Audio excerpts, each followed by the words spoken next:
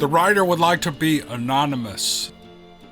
A few years ago, my wife and I were living in Laneville, Texas, which is located 12 miles south of Henderson on Farm to Market Route 225. My wife loves gardens and we always had a chicken pen. Our adult children enjoy the garden produce and the fresh eggs from our hens. We lived this way for many years, and we had moved there in 1981 and had no intention of ever going back to the big city.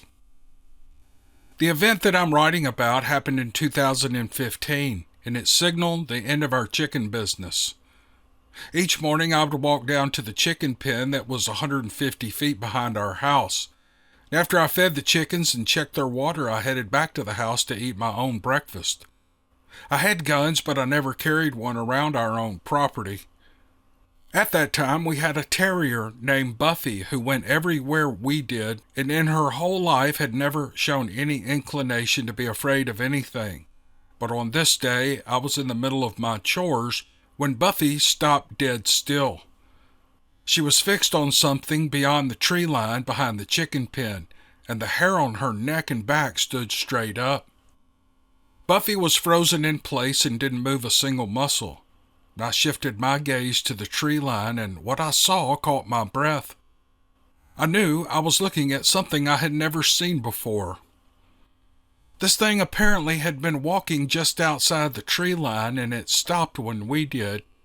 It seemed to be the size of a wolf. Its hide was light gray, and there wasn't a single hair on its body. Its rear legs made it appear as though it could easily walk on all fours or stand upright like a man. The tail was the same length of its body, and from where I stood, it looked like a dog until it turned, revealing the head that looked more like a feline than a canine, with the similar short pointed ears. The eyes were something unworldly. They were bright blue, and the thing just bored into us with them for about 15 seconds, showing no sign of fear, and it then turned and walked to the woods and out of sight. I tried to make sense of what I had just witnessed as I hurried and tossed the chicken feed into the pen. I realized Buffy had already hightailed it back to the house ahead of me. Over breakfast, I told my wife about the encounter, and from that day onward, Buffy would not go near the chicken pen unless she was with me, and even then she stayed behind me, always watching the woods. I did too. It's strange how random things can suddenly make sense once you see a connection. A few weeks later, a feral dog got into the pen and was trying to kill a chicken. I was going to gather eggs, and ever since the strange encounter that day, I had begun carrying a rifle with me. Well, I shot the dog and got a shovel and dug a hole behind the pen. The dog was the size of a large collie and must have weighed 85 pounds. I had to drag the carcass to the hole and roll it in, and after burying the dog and securing the pen, I went back to the house, and that was the end of it, or so we thought. 2 days later, while feeding the chickens, I noticed something odd behind the pen, and I walked around to have a look-see. And what I found was a hole 2 feet across, right where I had buried the dead dog, and the carcass was gone. There were no drag marks, so whatever it was big enough to pull the body up out of the dirt and carry it off without leaving a trail.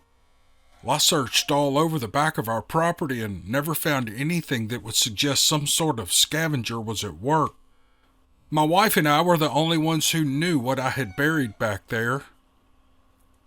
The next morning, when I went to feed the chickens, it looked like a crime scene. They were all dead, and their headless remains scattered about the pen.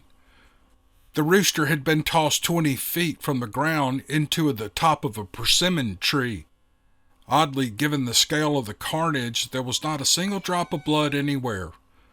The gate was latched, and there was no hole in the fence or signs of something that had gained entry by digging under the fence. But the killer had left some evidence. Behind the pen were footprints and deep gouges made by 3 long claws we estimated to be 2.5 inches long. I drove over to my neighbor's house and I asked him to have a look at the tracks. He was an expert hunter who was born and raised in the area, but even he was stumped. At his suggestion, we called a friend of his who was a constable and another longtime resident. He looked at the tracks and he examined the dead chickens, and he made a once-over of the pen and noted the dead rooster still dangling in the tree. His advice to us was to not go out of the house at night without a gun until we found out what this chicken killer was. And when I revealed what Buffy and I had experienced, he nodded his head and never questioned a single word. From then on until the day we moved away, I carried a gun everywhere I went on the property. Needless to say, we did not replace our chickens.